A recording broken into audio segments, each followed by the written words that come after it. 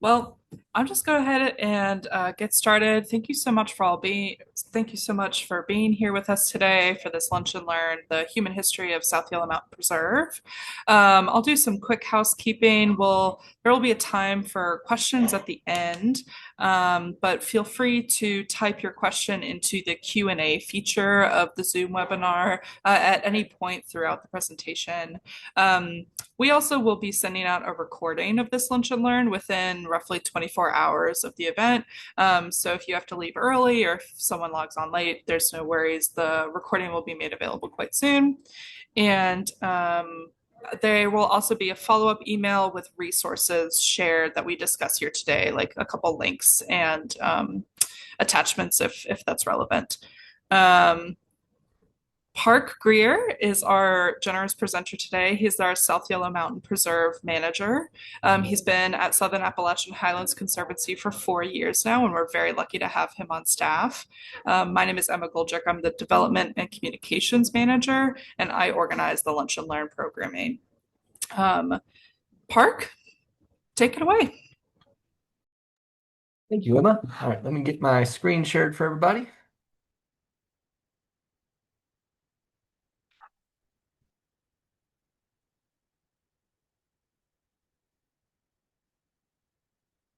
All right. Welcome, everybody. As Emma said, my name is Park Greer, manager of the South Hill Mountain Preserve, which in this photo, you can kind of see it. It's the back mountain range. It's got a little swoop in it. South Hill Mountain Preserve is about 7,500 acres, situated in Mitchell and Avery counties. I have been blessed with being the manager for this property and the steward for this property for since 2022. And during that time, even though I was primarily focused on looking for plants and animals and accesses and building trails, it kept occurring that I was stumbling upon historical sites, whether that was an old grave site or an old chimney foundation, or even just an old pathway that looked very well worn. So after investigating a little bit of these stories, I'd like to present just a short introduction to some of the time periods of the human history of South Yellow Mountain Preserve. Now, many of these talking points can be parsed out into their own lunch and learn. So hopefully there'll be a lot of rich material coming from our history series. First off, like I mentioned earlier, I would like to say that where was the South Yellow Mountain Preserve? And it is there. Some of you have been there before, and I hope to see some of you all on the hike that is associated with this talk that will take place on just a little bit below where that arrow is pointing. So to begin, I do want to talk a little bit about maps and names. Some people think, not many, but still some people think that names have just always been there, that they don't change and whatnot. But is definitely not true. Not just the language that is being used to record the names, but also just the name of the thing itself. A town might disappear and be removed from a map, and now that area that used to be a town site now has a completely different name. And that is evident if you start looking at some older maps. But before we get to the older maps, there are other names, and many of these names were from some of the indigenous peoples that were not necessarily as point driven as European map making was, where a mountain peak was a mountain peak, like say Mount Mitchell or Mount LeConte or things like that. There was not necessarily a specific name for this particular area, the Rhone Massif, but Unega was often used. We use the modern or the updated term, not updated, your anglicized term, Uneka, but Unega was the Cherokee for white, which was the term they used for a lot of these mountains up here. And then the North Toe River and South Toe Rivers, or the Toe Rivers, Estetoe, which was later shortened to just the Toe Rivers. So a lot of those indigenous peoples' names were more areas and regions and had more of a connection to it, whereas the Europeans started adding very particular point names, primarily for navigation and town building and parsing out land. You can start to see in this map from 1794 some of the familiar names we're used to today, like Table Mountain, the Appalachian Mountains over there on the left, the Blue Ridge, Brushy Creek, Catawba River. So 1794 is really when these names started appearing. And then moving on to 1864, we get one of the, not the first instance of Roan Mountain being called Roan Mountain, but definitely one of the most clearly and well defined. And this is where you also see High Bluff, Round Bald, Grassy Bald, Yellow Mountain, and Roan Mountain. Now, this is not particularly, or this is not South Yellow Mountain Preserve. On this map, it's in that big white space that is undefined. This was a Tennessee map. In 1895, you start seeing the first instance of the Little Yellow Mountains right there in the center of this map. You also see Bakersville. You don't see Spruce Pine in 1895 because Spruce Pine didn't come around until 1901. But you're also seeing those familiar names of Boland's Pyramid, Burnsville, Grassy Knob. But the Little Yellow Mountains is where this name, or where South Yellow Mountain gets its name from, because eventually it morphed into Yellow Mountain and Little Yellow Mountain. This was a 1930s topographic map. And then eventually it changed again to Big Bald and Little Bald on Yellow Mountain. So just this morph from 1895 until the current topo, which is on the screen now, the names keep changing. It was Gudge's Creek, now it's Googe's Creek. There was Mine Fork, and now it's Mine Pork and Mine Fork, and now a lot of those names are just typos. So that's how you can get names that change over time is as the maps are recorded, you get typos introduced naturally. So I just did want to clear up that names can change. So I might be using some names or terms throughout the talk today that might not necessarily match up with what you've heard. And there's also local dialect or local colloquialisms for what they refer to an area, even though that might not be what the USGS refers to it. So we're going to start with the rest of the human history with the woodland period. Now, this was the first widespread, essentially, culture in the Southern Appalachian Mountains that had a little bit more to it than just existing. There was an archaic period, but there's very little evidence found specifically in the South Yellow, the Mitchell and Avery County areas of archaic periods, which would have been before 1000 BCE. But the woodland period was the first widespread pottery making culture in the Southern Appalachians. And the pottery specifically known as the Swannanoa series is a thick-walled vessels, cord-marked and fabric impression surfaces. And later examples can include various types of finishes, either stamped or smooth plain. The vessel on the screen that is actually from the Swannanoa just over the mountains, and that is one of the recreated or not recreated, but pieced together shards that was found at a site over there near Warren Wilson, actually. Um, they also had a lot of small stemmed projectile points as opposed to big spears. Some of those projectile points can be found, but it seemed mostly that it was smaller stemmed points. And there was a little evidence of agriculture during this period as well. Um, in about the middle of the woodland period, so about 200, 400 AD, there started to become various trade routes with folks that were outside of the Southern Appalachians with other cultures as well, even going as far as the coast, and particularly Eastern North America. And the trade routes were trading things such as stone, copper, shells, and some of these things could travel hundreds of miles between communities. And it's the woodland period being that long ago, and with the interesting topography and how the land changes in our mountains, the archaeologists know relatively little about this era in the mountains. But one of the most famous sites for the late woodland period was actually the Cane Creek site in Mitchell County. And I believe after I tried to find a way to fit it into this talk, but I think that's going to have to be a discussion all of its own. But the Cane Creek site in Mitchell County. And what they found at that site are they found a bunch of plane surfaces, so pottery that had been planed. They found various finishes for the pottery, brushed textures, bone tools preserved in unusually good condition. And there were some burial practices or some burial sites that were found consistent with other southeastern native cultures, kind of suggesting that traditions, not just goods, were also being shared. Um, the woodland people seem to appear relatively uniform and stable to about 1100 AD. And then from the next hundred to the next 100 years, about 1200 years, the Mississippian influences seem to have disappeared rather suddenly. Or sorry, the wooden influences seem to have disappeared rather suddenly, leading way into the Mississippian peoples. Um, Kind of originally showing up around, when I say showing up, I mean showing up in archaeological records. I'm not talking about literally showing up in a place yet, because sometimes you can find artifacts that are older and it pushes those dates back. So, to current understanding, the Mississippian period began around 1000 AD, and it was a major cultural shift in the Southern Appalachians. It led to more intensive agriculture. They started building platform mounds. The villages became larger, and the political systems became more complex. In most of the places where you would find those villages and platforms and whatnot were more in the village sites or in the Pisgah sites as they're called, which were in the Asheville Basin, the Hendersonville Basin, and the Pigeon River Valley.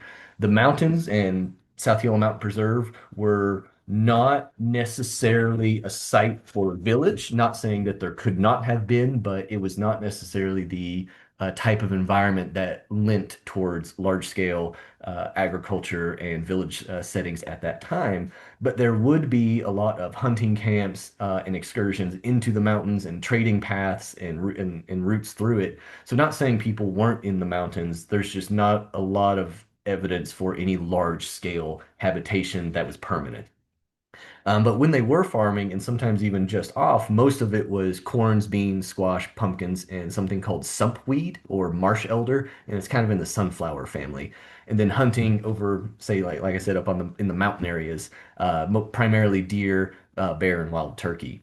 But interestingly, at some of the burial sites, or at some of the Pisgah and later Kuala sites, they were finding a large number of toad remains, along with some of the other bone tools and artifacts.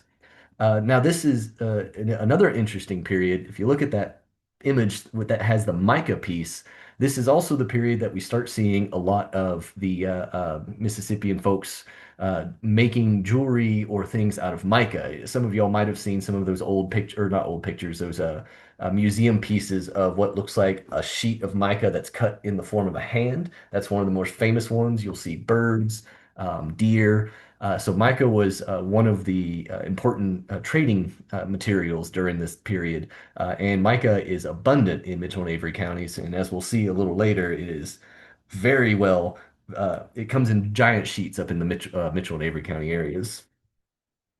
And then, so after the Mississippians were fairly well established, this is also about the time that European contact started happening.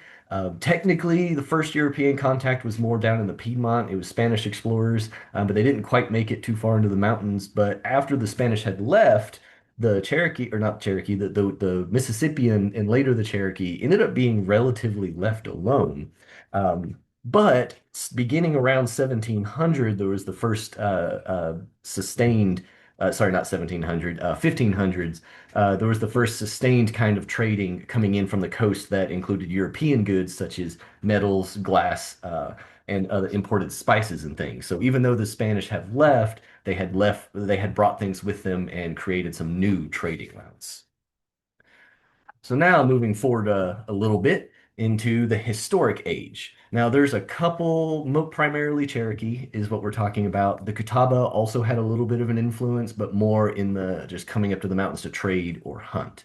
Um, but this period represents the historic Cherokee before removal, and the Cherokee towns remained largely independent and traditional while facing the European influence. So even though that their houses might start adopting more European standards, the interiors and the traditions were still primarily Cherokee.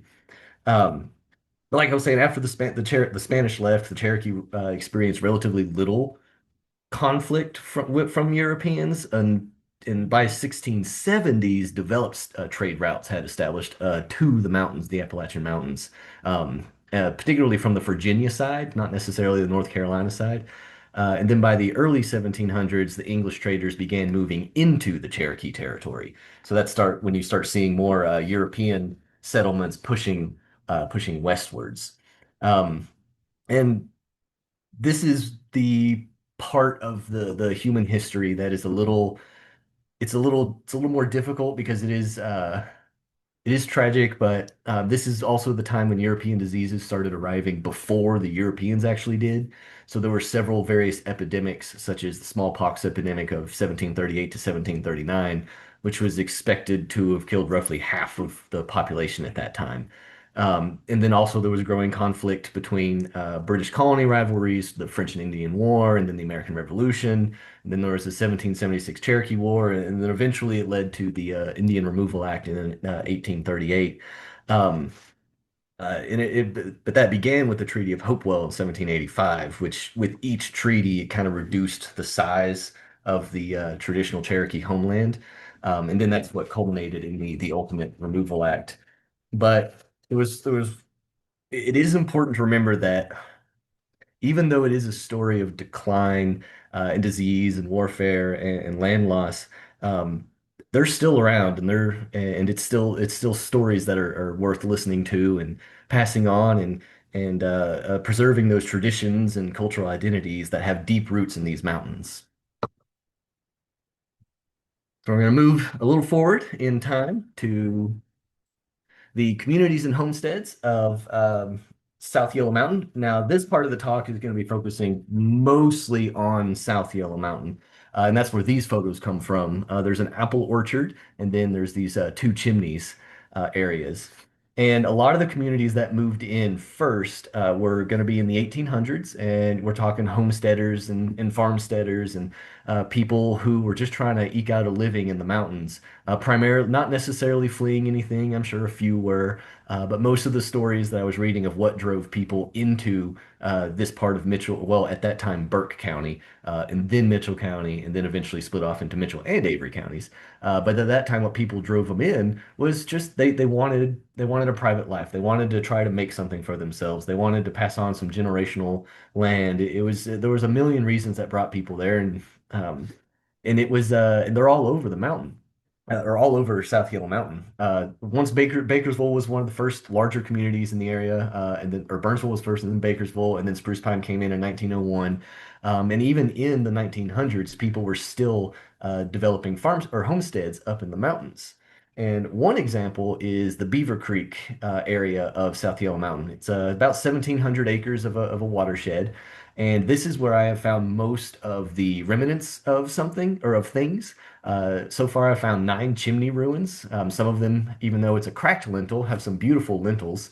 And there's abundant pastoral infrastructure, such as this trough that you can see in the top photo there, as well as what's called a sheep dipping station, which was an area that they would dip sheep in some pretty carcinogenic chemicals, fungicides, herbicides, pesticides to keep the wool from getting pretty gross. So luckily, we don't use those chemicals today, but you'll find all sorts of troughs and landing platforms and old barn foundations spread throughout the Beaver Creek area.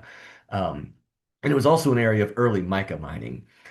This bottom picture that looks like a dam it was the first town of Spruce Pines water supply built, I believe, back in 1900 something. And it's only about 5, 6 feet tall, and it's been filled in behind it, but it's still standing. And then over on the left is the Beaver Creek School. While this was not on the current boundaries of South Yellow Mountain, it was just off of it, maybe a couple miles down the road. Not too far because this was the era of the one-room schoolhouses, which were at that time kind of the backbone of education in rural Appalachia, or probably rural America mostly. And it was meant to be where children could walk to a neighborhood school rather than have to be transported there. And you could just imagine first graders learning their letters and numbers in one side of the schoolroom and older students studying math and science in another side. And there's just one teacher giving instruction to all of them. But this photo, I believe, was 1930. And it just shows. I don't know if the school is still there. I've heard that there's still some foundations, but it was a wooden building, so likely has been repurposed for other uses. Now, once these communities started coming in and establishing themselves, and you actually had towns, people started moving into a little bit more industry as opposed to agriculture. And that's where we started getting into the first instances of logging. Mining was always here, but that boom didn't really start until a little later. The logging came in first. Um, and it was one of those situations where early settlers to this area viewed the forest as virtually endless, or some did, and then they provided you building materials and firewood and food for nuts. Um, and for generations, timber was used locally as the because the mountains necessarily made large scale logging fairly difficult. You'd have the folks in Bakersville having a logging operation, or the folks in Ledger or Plumtree or Ingalls having their own. It didn't really turn into stripping of the mountains until a couple decades later. And that's when you start seeing the large scale, the logging camps, and then just the stripping of the timber everywhere. Um, it was pretty much by the 1880s is when this began. The Northeast had already been heavily logged, so the timber companies started looking more towards the southern forests at that time. And also by the 1880s, there were vast improvements in railroad technology. And with the improvements of railroad, that changed everything because suddenly timber could be shipped to factories across the country and relatively quickly. And new systems were developed to log the trees specific to get them to the railroads. Early, it was they were cut with enormous crosscut saws and axes and wedges, or felling axes and wedges. And later they were hauled using horses, mules, and oxen on big sleds or skids. And then later, once steam power equipment became ubiquitous, then you started seeing the steam skidders and the steam loaders and the steam powered sawmills, and eventually later on, you get to chainsaws.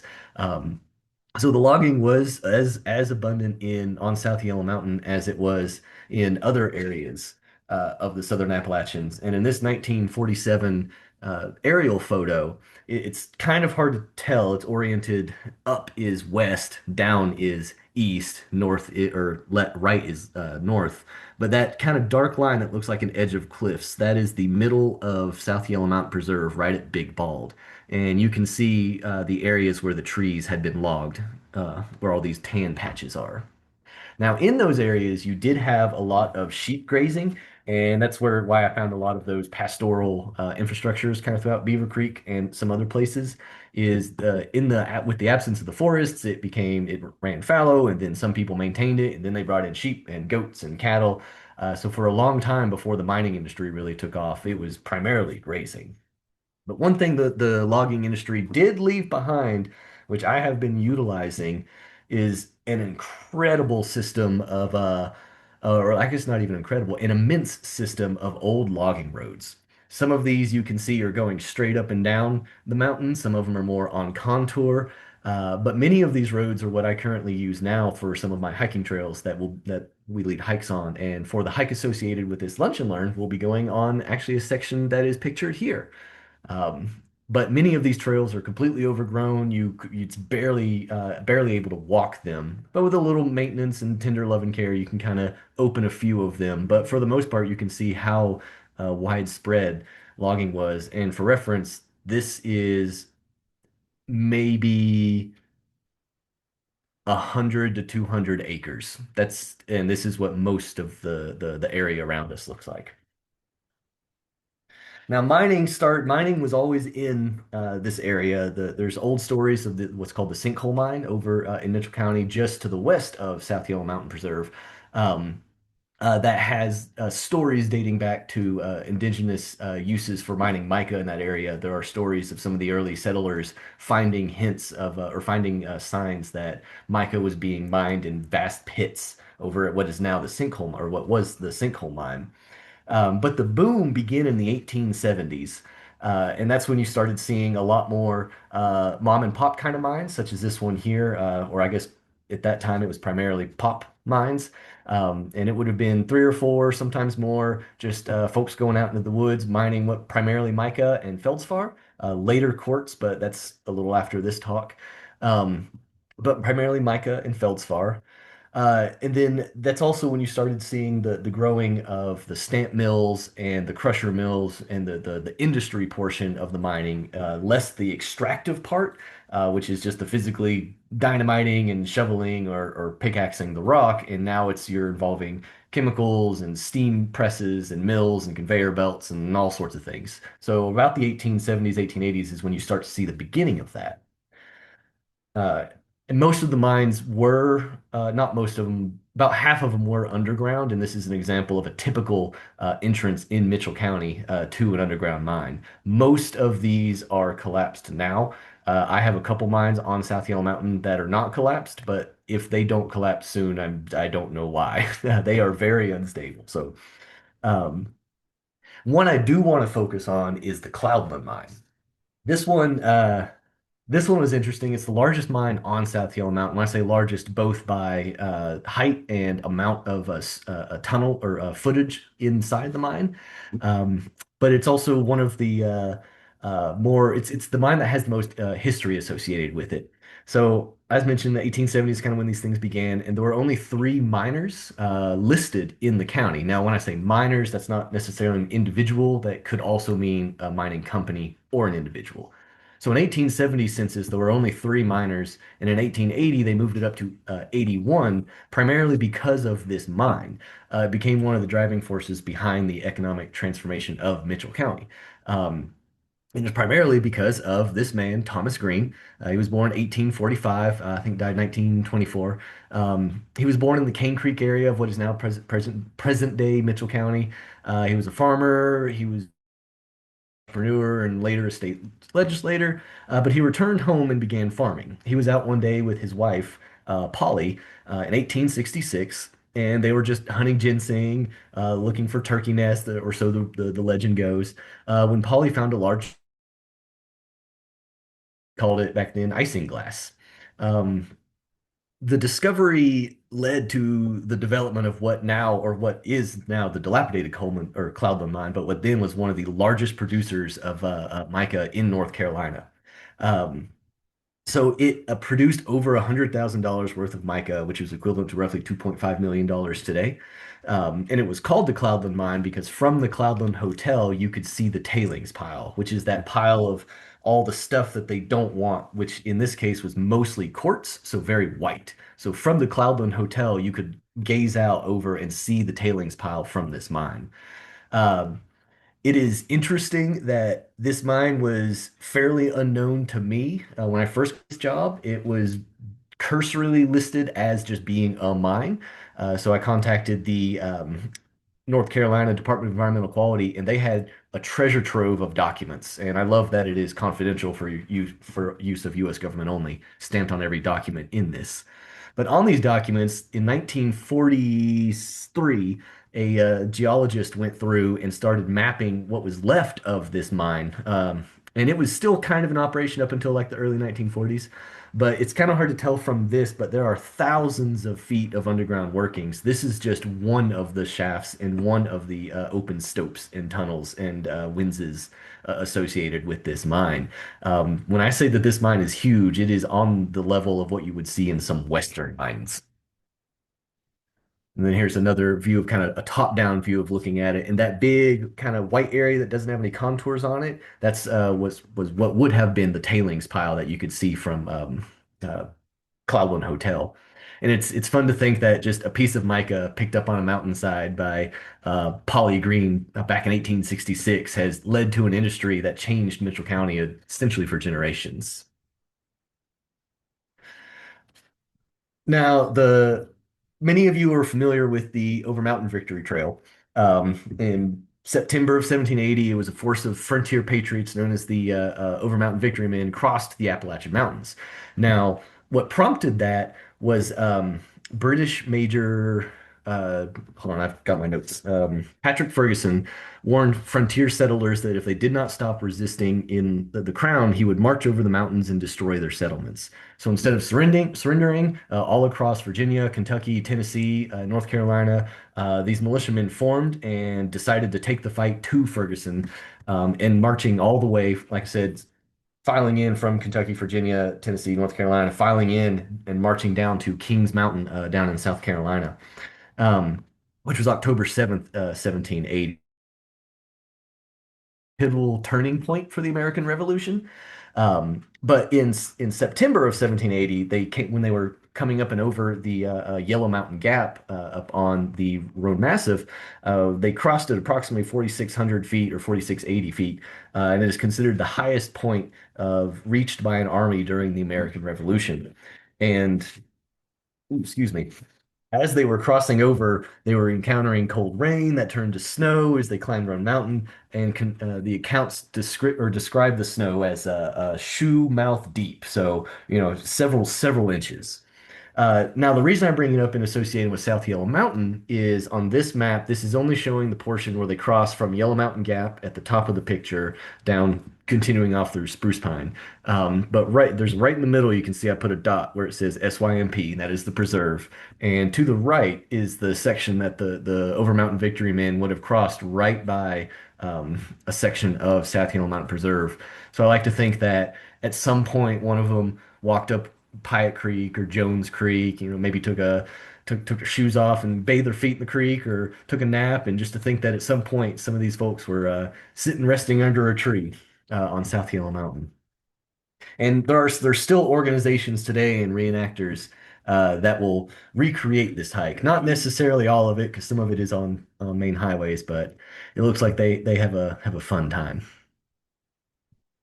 Now, to close out this sorry, to close out this talk, just a little bit of fun etymology. So sometimes you see this word on maps a couple times. I have a creek and a district named after it. Actually, on the photo in the background, the valley just below, if the center of the photo is what's called the Staggerwee Bait or the Staggerwee Creek. Um, and it was coined in the 1850s to describe a variety of plants that cause livestock to experience staggers, which is a 1570 term to describe brain or spinal diseases. Pyatt, which is the Pyatt Creek or the Pyatt District, is named after the Pyatt community in Avery County, which is a family that dates back to Leonid Pyatt, who came here pre-1850. I couldn't find a specific date. And he settled down with his family and grew into a small community that just lent to some of the names of the area. We got a Pyatt Hill, Pyatt Creek, and then the community there. Now, Big Bald, and by proxy Little Bald, is not a grassy bald like Roan Mountain or Max Patch, but it's a heath bald. And Big Bald and Little Bald both historically have been described as this type of environment. So instead of, lush, nice grass spread out everywhere, it is primarily woody shrubs like the blueberries and the catawba rhododendrons, lots of mosses and lichens and things like that. And then Bearpin Gap, which some of you have probably seen Bearpin on many maps. It is a historically crude log pin trap to capture bears that were often placed in gaps due to the natural pathways that were present. And with that, I would like to open it up for any questions. And thank you, by the way. Thanks so much, Park. That was so awesome. Well, kind of related to names, we had a question earlier from Irene. Why was it called the Yellow Mountains? Like, was that related to the vegetation, or is there a history there? I can't necessarily say definitively, but I believe vegetation. The beaches, the drier grass, and in some lights it does look yellow. And then Chris asked, what happened to the tailings from the Cloudland mine that you were describing, that quartz? Oh, they're still there. Oh, Pretty much all the tailings pile. The only time a tailings pile is removed is if it's being resorted for minerals. And that is something that SHC is just not interested in doing. So we're just gonna leave it the way it is. In most mines, that's what happens is once they throw it out, they don't really want to do anything with it. Gold is a different question, but we don't really have any gold out here. Jeff just asked if there's any currently active mica mines in that area still. They're not on any sort of industrial scale. There is one family that I know of that they just mine a little mine on their property just for like tourists. They'll get little books and sell it at like gym shops and things. But I've not read anything industrial. I know that mica is still being used, but I don't know if it's coming from Mitchell and Avery counties. It's primarily used in cosmetics today to make things shiny.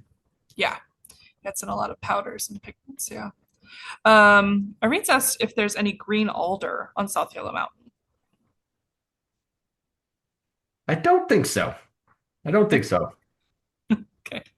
Um, I had a question from during the talk. I was curious at the time that the industrial mining operations were going on, what were they using mica and feldspar for at that time? Yeah, absolutely. So at that time. mica was primarily used in electrical insulation, like early electrical insulation, stove windows, because it doesn't really transfer or it is not warped by heat. Lanterns, the lantern glasses, and various other industrial applications when you need something that does not transfer either electricity or heat. And that was the late 1800s use. Um, Jeff has asked, what are the mines in Spruce Pine? I think maybe you referred to they currently mine quartz. Oh yes, there's two main companies that folks see when they drive into Spruce Pine. It's the big white sides of the mountains that are mined. It's Sibelco Company and Quartz Corp, and they are mostly mining quartz. I think Quartz Corp also does a little feldspar, but for the most part, they're mining quartz.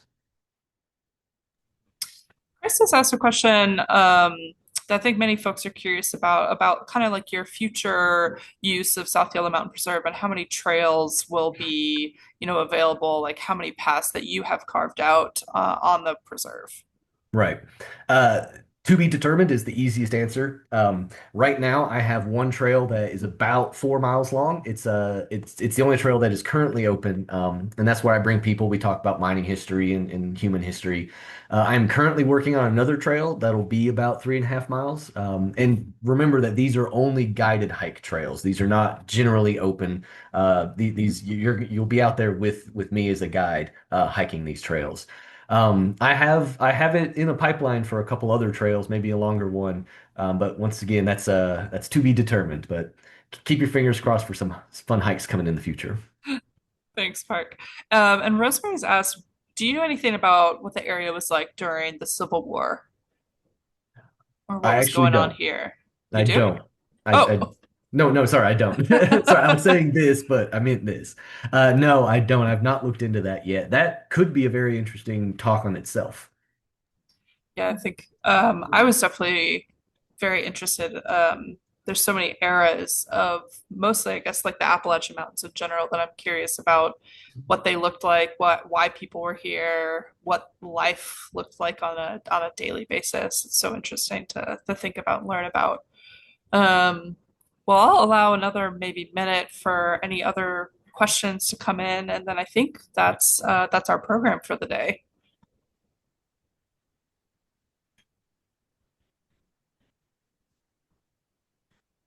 Okay, well, I don't see any more questions. So, Park, thank you so much for your time. As usual, you're such a great presenter for these lunch and learns, and I definitely learned a lot. And I'll be sending out the recording, like I said, kind of within the day or so. So look out for that in your email. And the hike that Park's been referring to is on Saturday, June 27th, and that a link will also be in the email to sign up for that.